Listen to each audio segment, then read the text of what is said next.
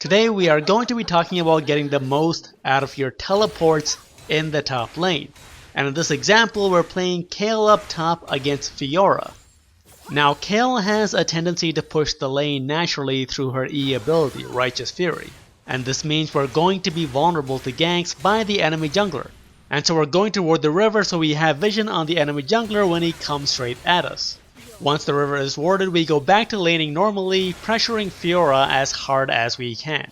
As expected, we see the enemy Rek'Sai coming straight at us and we manage to avoid this gank without having to burn any summoners to survive. Once Rek'Sai is gone, I'm going to keep pressuring Fiora until she makes a mistake with the trade that goes badly where she almost gets killed. But at least we managed to force her to recall to base. Now we're going to shove the minion wave into the turret to make sure that she uses that teleport. Now it's understandable that as a top laner, if you see a large minion wave at your base, you want to teleport back there as soon as you can to get all that farm and experience. And sure enough, Fiora teleports back to her turret to make sure she does not fall behind on farm.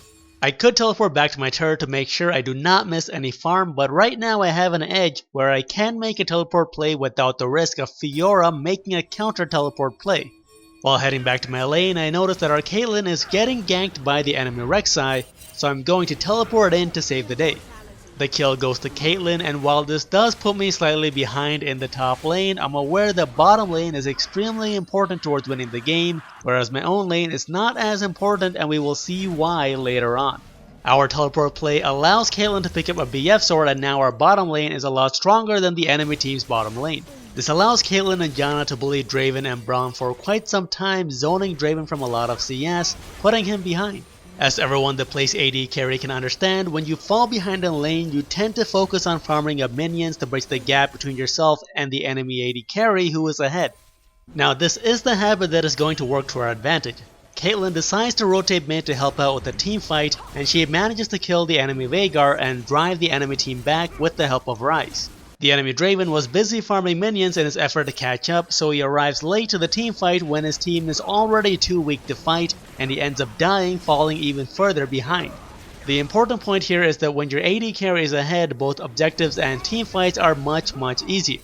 The enemy AD carry being preoccupied with farming to catch up means that we have a 5 versus 4 advantage for quite some time. 13 minutes into the game, as I'm heading back to lane, I see another fight breaking out in the bottom lane. Despite being so far behind, the enemy bottom lane makes an impressive comeback, but as they're about to kill Janna and Caitlyn, I teleport in once again, saving Janna, and Fiora does attempt to help out with the counter teleport, but it's already a losing battle. Fiora dies along with Draven, and Draven's going to fall even further behind. Luckily, our AD carry has the game sense to use her lead to help out the team, and so Caitlyn rotates mid to snipe down the enemy Veigar and then proceeds to push down the mid lane with the rest of the team. While Caitlyn, Janna, and Ryze are pushing down mid, the enemy Draven is stuck in a cycle of farming to try and catch up so that he can bridge the power gap between himself and Caitlyn.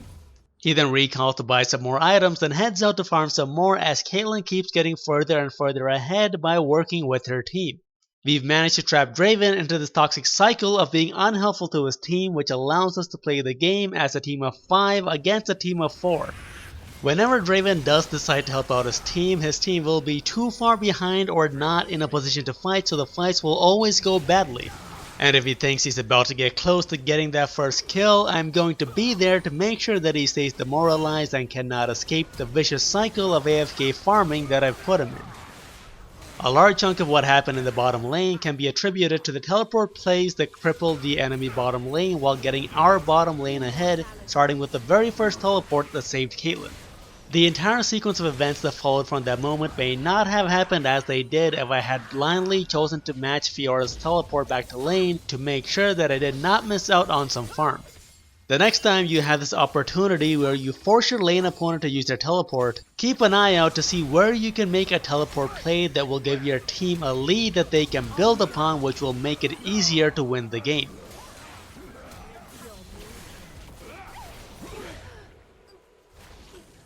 If you found this video helpful, do subscribe to the channel, follow on Twitter, and leave a comment about what kind of content you would like to see in future videos.